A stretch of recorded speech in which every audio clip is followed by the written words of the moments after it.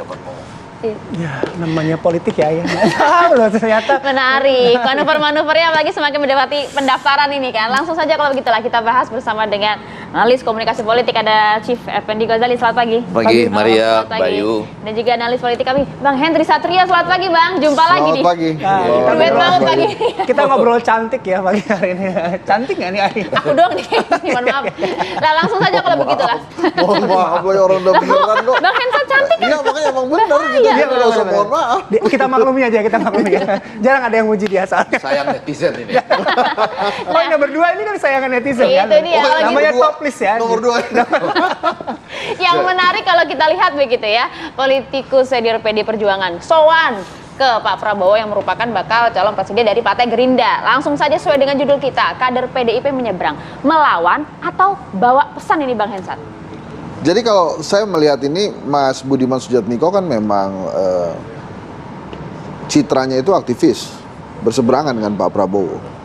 Ini orang pinter ini, Budiman Sujatmiko ini. Orang yang saya tahu persis, sampai hari ini tuh masih seneng baca buku. Gitu. Nah, karena dia banyak baca buku, jadi dia update semua tuh. Tapi pada saat dia bertemu dengan Pak Prabowo, pertanyaan saya yang terbesar adalah, ini disuruh Bu Mega atau disuruh Pak Jokowi? Kok disuruh? Pasti bawa pesan. Loh ya, dia kan kader PDI Perjuangan.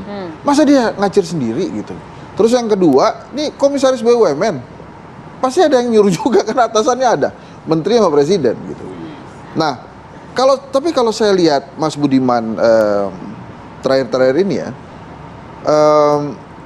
dia memang walaupun beberapa kali tertangkap kamera bersama Ibu Mega, terutama di acara desa, tapi secara gestur dia ini lebih dekat ke Pak Jokowi dan Mas Gibran, gitu ya.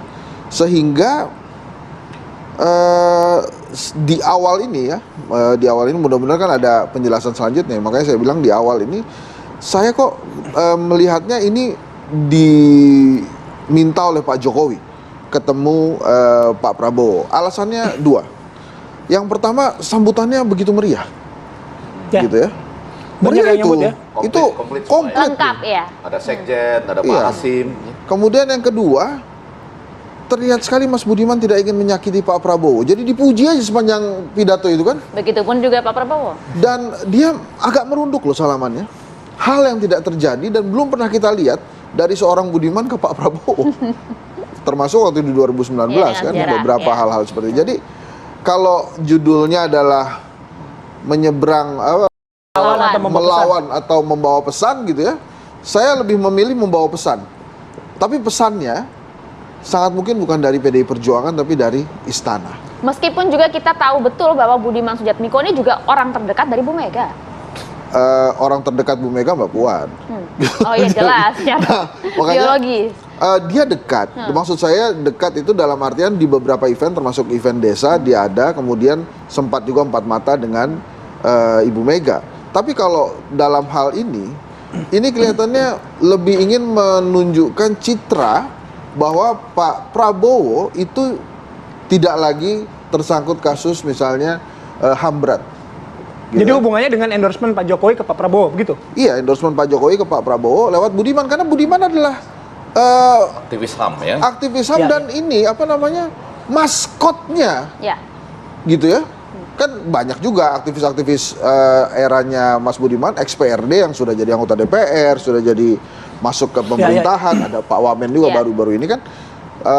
Tapi dia ini maskot. Kalau sampai dia ketemu Pak Prabowo, Melunturkan berbagai sejarah. maka suara-suara tentang Prabowo pelanggar HAM, misalnya yang disuarakan oleh teman-teman IKOHI ya, orang hilang gitu, Ikatan Keluarga Orang Hilang kalau saya nggak salah namanya, itu ya masyarakat akan melihat, lah itu Budiman aja udah ketemu Pak Prabowo, berarti udah nggak ada. Oke, membawa pesan ya kalau Bang Hensat yang Ya. melihatnya.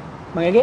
Membawa pesan dari istana loh, Ya. kalau kata Hensat ya. Menguatkan endorsement Jokowi kepada Prabowo. Karena itu harus supaya apa kabar Indonesia pagi ini cantik, harus segera diimbangi bahwa dari kubu yang satu lagi bilang nggak masalah, Nah. kata Pak Ganjar, kami tetap solid, Iya. gitu ya, supaya, dan kemudian kita lihat bahkan sudah disiapkan desain baju. Ada yang pakai di sini saya lihat tadi. Iya, ada kameramen kami pakai, tapi nggak tahu hitam ya, ya. setiap hari Rabu. Jadi artinya, dan kemarin saya jalan di Jawa Barat, sudah banyak poster-poster. Putih hitam. Bukan, Oh, Ganjar bukan. dengan Pak Jokowi. Oh. Bahwa Ganjar lah penerus Jokowi. Ini supaya imbang ini. Nah, baru saya masuk ke simbol. Menariknya, saya melihat bahwa ada kata kapal atau perahu yang disampaikan baik oleh Effendi Simbolon dalam episode sebelumnya dan juga oleh Budiman Sujatmiko. Ini dua-duanya episode ini berakhir dengan pemanggilan ini ke, Iya. ke DPP. kantor pusat Ya. BPPD. Nah, tepatnya itu supaya jangan salah, Budiman Sujatmiko tadi mungkin ada juga di layar, kapal Indonesia harus dikayuh oleh orang yang paham strategi, paham geopolitik, paham sejarah. Ingat loh, Effendi Simbolon sebelumnya menggunakan kata nahkoda. Korda. Nahkoda. Jadi ini mau tidak mau membuat orang jadi berpikir tentang capres. Ini memang desain. Desainnya kata Henry Satrio yang dicintai netizen sana. Kalau saya ingin mengatakan begini, begitu ada kata kapal, perahu, nahkoda, maka ada dua hal yang harus segera kita ingat. Satu, ini dulu selain teori pilihan tengah, teori jalan tengah, ada teori kapal pindah loh. Dalam komunikasi politik, yaitu Pak Harto pada waktu itu atau pemerintahan Orde Baru tiba-tiba bisa kemudian menjadi rapuh karena ada 14 menteri mendadak pindah kapal. Ya, Oke. Clinton misalnya itu terselamatkan pada sisi lain karena ada 3 dari Partai Republik yang Pindah. bukan pindah, dia abstain, tidak memilih untuk mengimpeach dia. Kalau 3 ini impeach, Clinton Selesai. menjadi selesai gitu. Jadi soal pindah memindah kapal ini menjadi penting. Nah ini kebetulan sudah ada 2. Tapi seterang itu kah cluenya? Apanya? Bang Effendi? Seterang itu cluenya. Kalau menurut dia terang sekali. Kalau menurut Bang menurut Effendi saya, nanti kan ini ujungnya pasti dipanggil.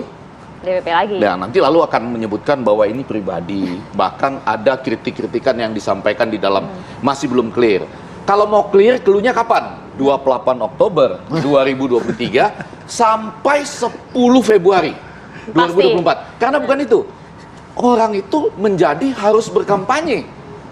Untuk siapa kan? Ya. Nanti Ya, kita ya. bisa lihat Effendi Simbolon jadi berkampanye untuk siapa, Mas Budiman jadi Ya. berkampanye untuk siapa. Tapi betul, pertemuan itu luar biasa. Simbol-simbol tadi masuk semua. Itu pertemuan-pertemuan itu juga menegaskan sekali lagi ke Bang Ege ya. Ya. Teori pindah kapal itu udah ya terjawab ya. Baru dua. Baru dua. Berarti Kalau ada Itu lagi. yang nampak di depan. Hah? Kita kan nggak tahu di dalamnya saya kan nggak mau seperti apa. melihat yang nggak nampak, karena saya bukan ahli uka-uka gitu ya.